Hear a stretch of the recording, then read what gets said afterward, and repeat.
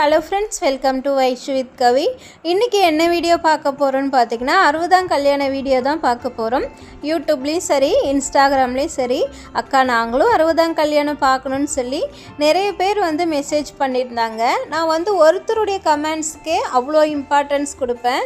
கிட்டத்தட்ட 10 பேருக்கு மேலே மெசேஜ் பண்ணிட்டாங்க. அவங்களுக்காக தான் வீடியோ எடிட் பண்ணி அப்லோட் பண்ணிக்கிட்டு இருக்கேன். ஓகே, கல்யாணத்துக்கு தேவையானதெல்லாம் இங்கே ரெடியாக இருக்குது. கல்யாணம் எங்கே நடந்துச்சுன்னு பார்த்தீங்கன்னா போலூர் ஈஸ்வரர் கோயில், அதாவது வாழப்பாடியில் இருக்கக்கூடிய போலூர் ஈஸ்வரர் கோயிலில் தான் கல்யாணம் நடந்துச்சு. இவங்க தான் மாப்பிள்ளை, அதாவது என்னுடைய தாய்மாமன். என்னுடைய தாய்மாமனுக்கும் எங்கள் அக்காவுக்கும் தான் 60ஆம் கல்யாணம் நடந்தது. முதல்ல கல்யாணம் ஆனப்போ எனக்கு பார்த்து தான் ஞாபகம் இல்லை. மேபி நான் சின்ன பிள்ளையாக இருந்திருப்பேன், நான் பார்க்கல. இப்போ அவங்களுடைய 60ஆம் கல்யாணத்தை பார்த்ததில் எனக்கு ரொம்பவுமே சந்தோஷம். எப்படி சொல்லணுன்னு பார்த்தீங்கன்னா சந்தோஷமாக இருந்துச்சு, அவ்வளோதான். மண்டபத்தில் நாங்கள் எல்லோரும் ரெடி ஆகிட்டு அதுக்கப்புறம் கோயிலுக்கு போனோம். வைஷுமா பார்த்திங்கன்னா ரெடியானதும் பட்டு வாடா தங்கம், மண்டபத்துலேருந்து கோயிலுக்கு போகலாம், கோயிலில் போய் சாமி பார்க்கலாம், கல்யாணம் பார்க்கலான்னு சொன்னதும் அவங்க அப்பா கிட்ட தாவிக்கிட்டு போகிறா. வைஷுமாவும் ரொம்ப ஹாப்பியாக இருந்தா. ஏன்னா வைஷுமாவுக்கு மோல் அடிக்கிறது, இது மாதிரி வெளியே சுற்றுறதெல்லாம் ரொம்ப பிடிக்கும். என்ன எங்களுக்கு தூக்கிட்டு போகிறது தான் கொஞ்சம் கஷ்டமாக இருக்கும். ஓகே, 60ஆம் கல்யாணம் ஆணுக்கு 60 வயசு ஆனதுக்கப்புறம் அவங்க பிள்ளைங்க செஞ்சு வைப்பாங்களாம். அதே மாதிரி தான் எங்கள் மாமாவுக்கும் அவங்க 2 பசங்களும் சேர்ந்து 60ஆம் கல்யாணம் பண்ணி வச்சாங்க. அதை பார்க்கும்போதே ரொம்ப சந்தோஷமாக இருந்துச்சு. கல்யாணத்தில் எந்த குறையுமே இல்லை. ஆனால் எனக்கு மட்டும் ஒரே ஒரு குறை தெரிஞ்சுது. அது என்னன்னு பார்த்தீங்கன்னா, இந்த இடத்துல எங்கள் பாட்டி இல்லை அப்படின்றது தான் ஒரு சின்ன குறையாக இருந்துச்சு. நான் மட்டும் ஃபீல் பண்ணியிருக்க மாட்டேன், கண்டிப்பாக எங்கள் மாமாவும் அக்காவுமே ஃபீல் பண்ணியிருப்பாங்க. பாட்டி இருந்திருந்தால் சந்தோஷப்பட்டிருப்பாங்க அப்படின்னு சொல்லி. ஆமாம், எங்கள் பாட்டி ரொம்ப சந்தோஷப்பட்டிருப்பாங்க. அதுவும் பேரக்குட்டி கொள்ளு பேரனுங்களெல்லாம் பார்த்துருந்தா இன்னுமுமே சந்தோஷப்பட்டிருப்பாங்க. ஓகே, அதெல்லாம் பார்த்து வைக்க அவங்களுக்கு கொடுப்பனை இல்லை, மேலே போயிட்டாங்க. கண்டிப்பாக மேலோகத்திலேருந்து மகனையும் மருமகளையும் ஆசீர்வாதம் பண்ணிக்கிட்டு தான் இருப்பாங்க. பேரக்குட்டிங்களையும் ஆசீர்வாதம் பண்ணிக்கிட்டு பார்த்துக்கிட்டு தான் இருப்பாங்கன்னு நினைக்கிறேன். ஓகே,